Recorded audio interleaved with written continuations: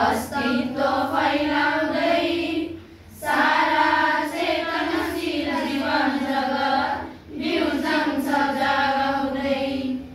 यो जागर वंशको सिर्जनामुखी फैलाउँदै चेतना हामी गर्न सकौँ न जीवनमुखी साहित्यको सिर्जना।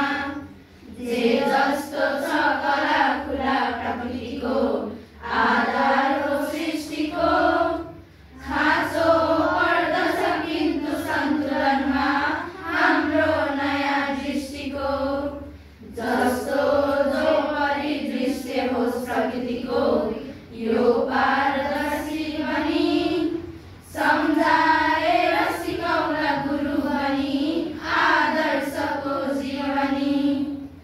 अग्लो बोट बनेर बढ्छ बिरुवा पर्याप्त पानी परे फल्ला उद्यमशीलता समयमै राम्रो लगानी गरे। सग्लो स्वस्थ बनाउने सुर कसी पानी लगानी गरी चम्काउ रटनमा फुल बदले अस्तित्वको माधुरी।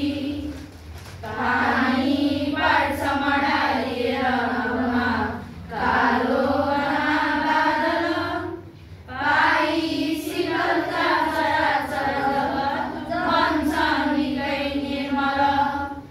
यस्तो निर्मल भाव धारण गरे धानिन्छ यो जीवन।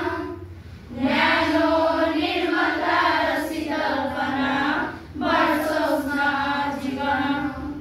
प्राणी लिन्छ हराभरा प्रकृतिको आनन्द आस्वादन। मान्छे गर्छ खुलेर कर्मठ बनी आह्लादको दोहन। त्यो आह्लाद समेटी प्रकृतिमा जो बन्छ आनन्दित काव्यानन्द समान जीवन सुधा पाइ बन्यो बन्दित। राम्रो स्वच्छ हराभरा प्रकृतिको आत्मीय